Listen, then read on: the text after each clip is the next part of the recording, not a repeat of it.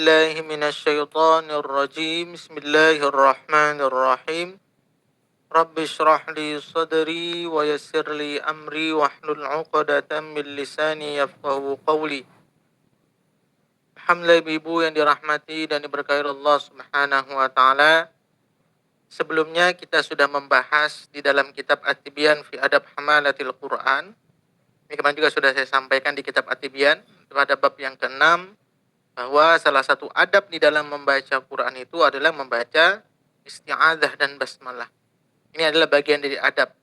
Bagaimana ketika kita membaca Quran agar diberikan kekhusyuan, agar diberikan pertolongan oleh Allah Subhanahu wa taala, dimudahkan lisan kita, kemudian tidak diganggu dengan hal-hal yang lain yang menyibukkan kita dari membaca Quran, maka adab adalah salah satunya membaca isti'adzah dan basmalah di dalam membaca Al-Quran, yaitu meminta perlindungan kepada Allah Subhanahu wa taala.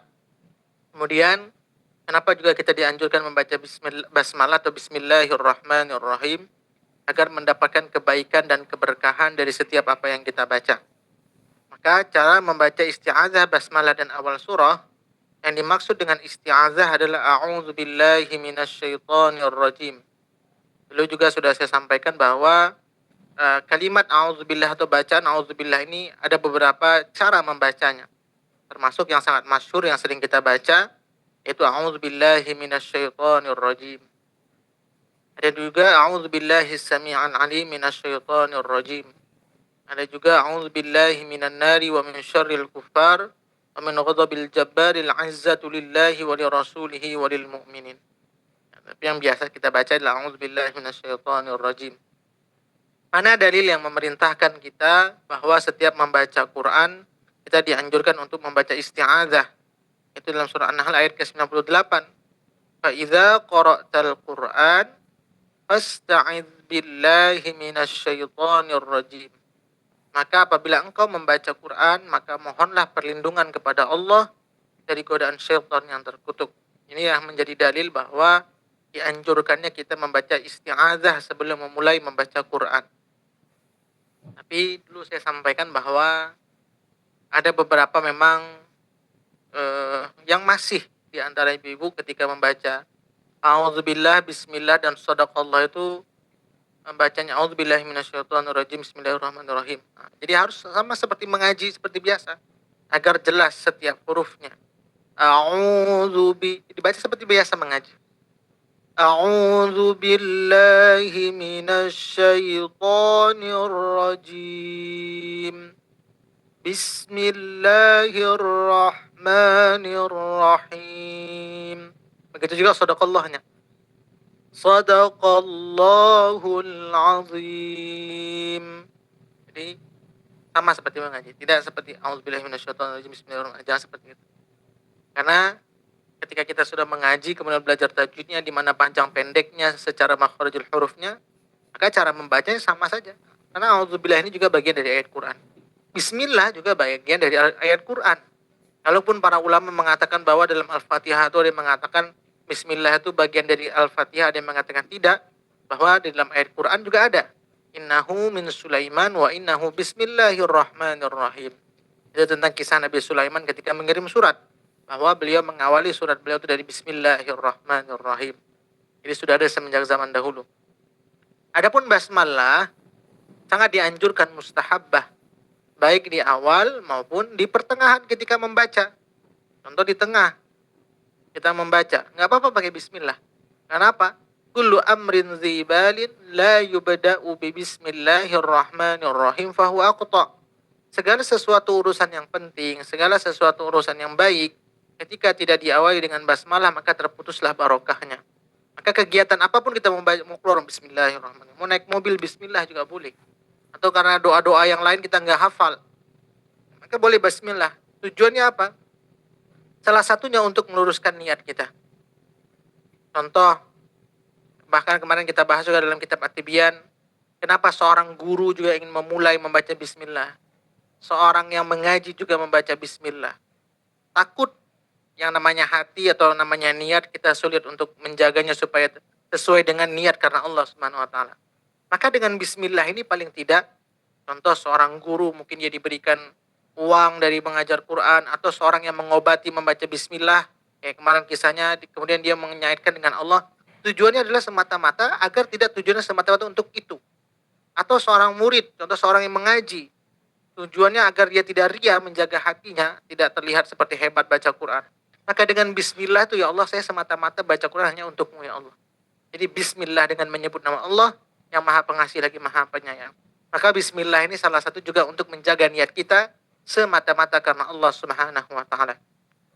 Kecuali pada surah At-Taubah. Kenapa? Karena memang isi kandungan surah At-Taubah itu menceritakan tentang kaum musyrikin yang memerangi orang-orang muslim, orang-orang beriman. Maka ketika kita membaca bismillah sedangkan mereka memusuhi agama Allah, maka kita tidak perlu bismillah, hanya baca auzubillah saja. Baik di awal maupun di tengah maupun di akhir surah. Kemudian, bagaimana cara membaca isti'adzah basmalah? Nah, ini tergantung nafas. Maka yang biasa kita baca itulah diputus semua, qat'ul jami'. Di sini berhenti, di sini berhenti. A'udzu billahi minasy syaithanir rajim. Bismillahirrahmanirrahim. Qul a'udzu birabbil falaq. Berhenti.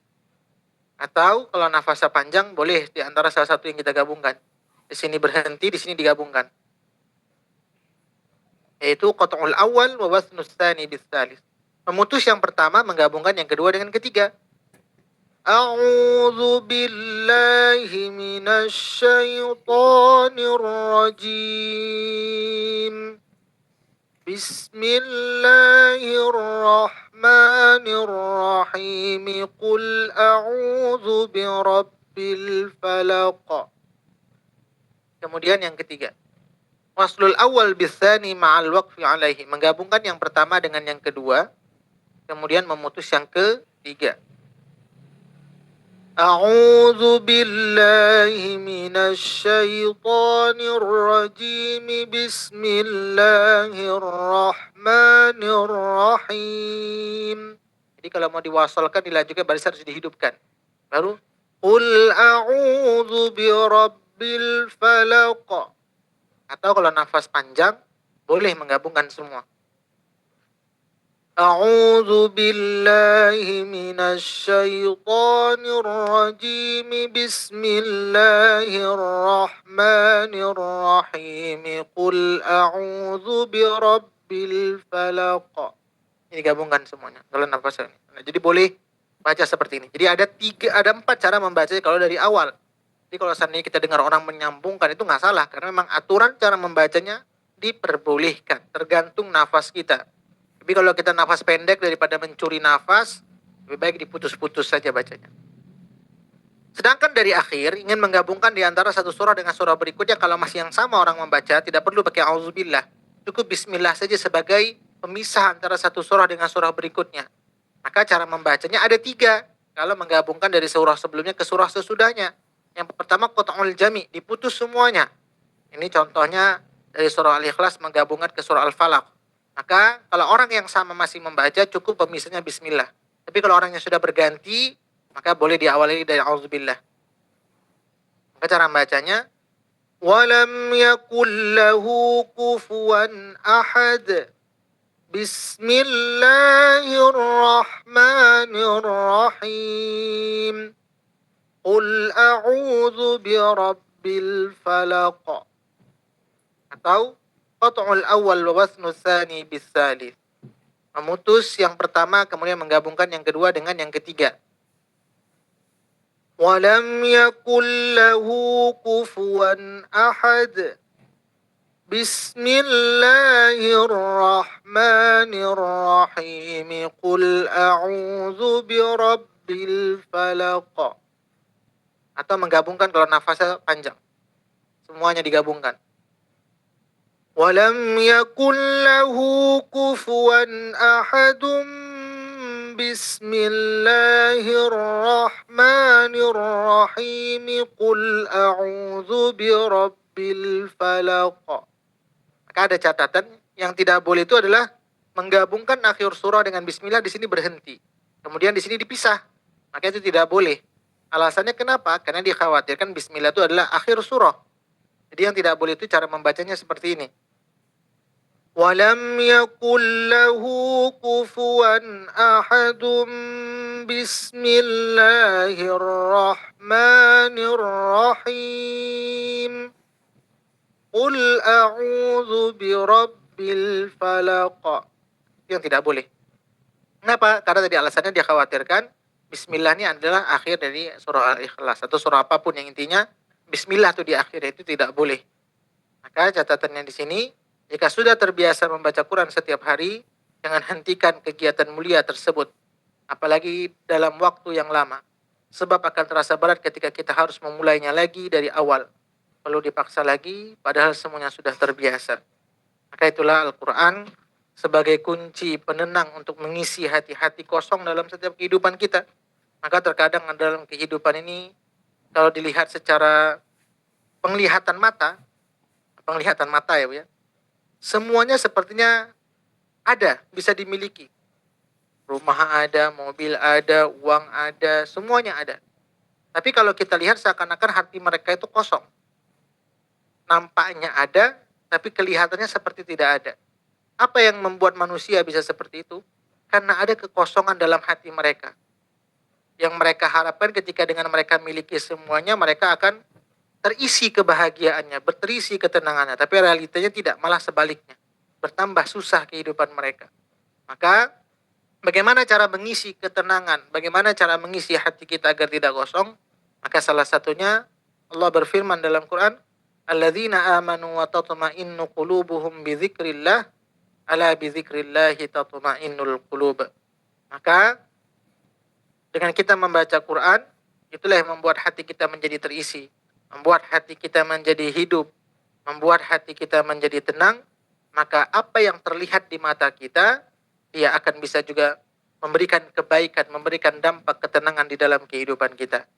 Itulah pentingnya kenapa kita harus terus mengaji, agar jasmani dan rohani kita bisa hidup, bisa diperbaiki.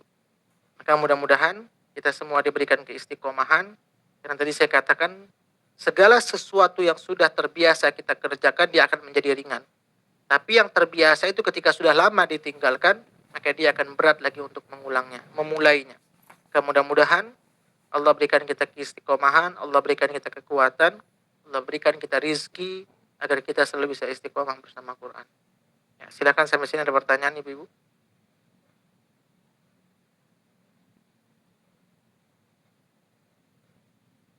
Baik, Ustaz. Ya, Bu Farida. Saya tak faham. Yang tadi cakap Qul a'udzu birabbil falaq itu tak boleh berhenti. Saya baru tak dengar sangat tadi, tak faham. Yang ini, ya. Yang paling bawah? Paling bawah nih. Ya. Jadi ada waslul jami. Contoh Bu Farida baca di antara dua surah. Ini Bu Farida, nggak ganti-ganti orangnya. Masih Bu Farida sendiri. Yang saya ambil contoh surah yang paling pendek saja, yang semuanya hafal. Yaitu surah Al-Ikhlas dan surah Al-Falaq. Ini kan surahnya berurutan. Setelah Al-Ikhlas kan Al-Falaq susunannya di Quran. Maka kalau Bu Faridah masih baca, orang yang sama, Bu Faridah boleh baca waslul jami. Kalau nafas panjang, satu nafas ini boleh, tapi dihidupkan baris akhirnya. Berlaku hukum tanwin ketemu ba jadi iklab. Walam yakul lahu kufuwan ahadun bismillahirrahmanirrahim. Qul a'udzu birabbil falaq. Minya juga dihidupkan barisnya. Sedangkan tadi di atas kan ada 4. Sekarang kalau yang di bawah hanya 3. Berarti ada bacaan yang tidak dibolehkan. Mana yang tidak dibolehkan? Bu Farida ketika menggabungkan ayat, berhentinya di bismillah, di sini berhenti. Kemudian ini sendiri. Walam yakul lahu kufuwan ahadun bismillahirrahmanirrahim. Qul a'udzu birabbil falaq. Nah, baca Quran seperti itu tidak dibolehkan. Kenapa? Karena nanti orang beranggapan atau orang berpikir bahwa bismillah itulah akhir dari surah Al-Ikhlas. Sehingga itu tidak boleh. Surah apapun itu, jangan sampai bismillahnya digabungkan dengan akhir surah kemudian berhenti. Karena nanti orang bisa salah paham bahwa bismillah itulah akhir surah. Tapi kalau dilanjutkan semua tidak masalah. Seperti itu. Nah tadi kalau tadi di akhir bisa berhenti semuanya. Ini diputus, di sini diputus. Atau yang kedua adalah yang pertamanya berhenti, yang kedua dan ketiganya boleh disambung. Bismillahirrahmanirrahim. Qul a'udzu birabbil falaq. Ini boleh. Kalau disambung bismillah dengan awal surahnya. Atau digabungkan semua. Yang tidak boleh itu adalah bismillahnya di akhir baru berhenti kemudian awal surah. Karena nanti bisa salah paham bagi orang yang tidak mengerti atau tidak hafal dari surah yang dibaca. Bisa dipahami Bu Farida? Okay. That means kita faham sekarang. Jadi kalau kita curi nafas, masa saya selalu baca curi nafas.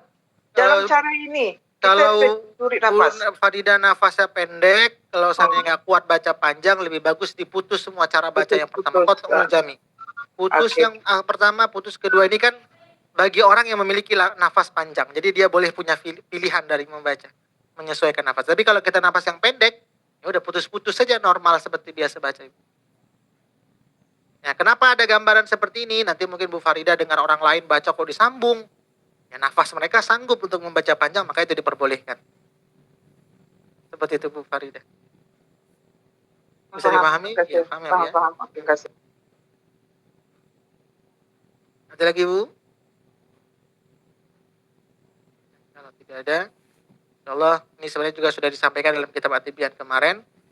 Insyaallah ini untuk dari segi ilmu tajwidnya. Insyaallah nanti pertemuan berikutnya besok insyaallah kita lanjutkan kita fikih yang berkaitan dengan Qur'annya insyaallah. Mudah-mudahan yang sedikit ini bisa bermanfaat untuk kita semuanya. Mudah-mudahan juga Allah berikan kebaikan setiap huruf, setiap surah yang kita baca untuk diri kita, keluarga kita, orang-orang terdekat kita insyaallah. Ini saja mungkin yang dapat saya sampaikan, lebih kurang mohon maaf. Bagi ibu-ibu yang belum baca nanti boleh baca setelah doa. Kita tutup dengan doa. أعوذ بالله من الشيطان الرجيم بسم الله الرحمن الرحيم الحمد لله رب العالمين حمدا يوافي نعمه ويكافئ مزيده يا ربنا لك الحمد كما ينبغي لجلال وجهك الكريم وعظيم سلطانك اللهم صل وسلم على سيدنا محمد اللهم ارحمنا بالقرآن اللهم اجعلنا من أهل القرآن اللهم نور قلوبنا بالقرآن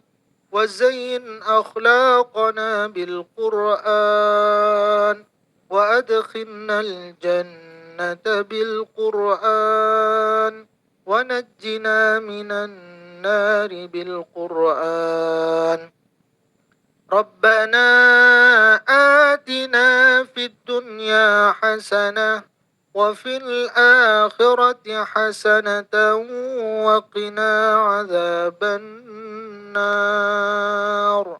وصلى الله على سيدنا محمد وعلى آله وصحبه وسلم سبحان ربك رب العزة عما يصفون وسلام على المرسلين والحمد لله رب العالمين.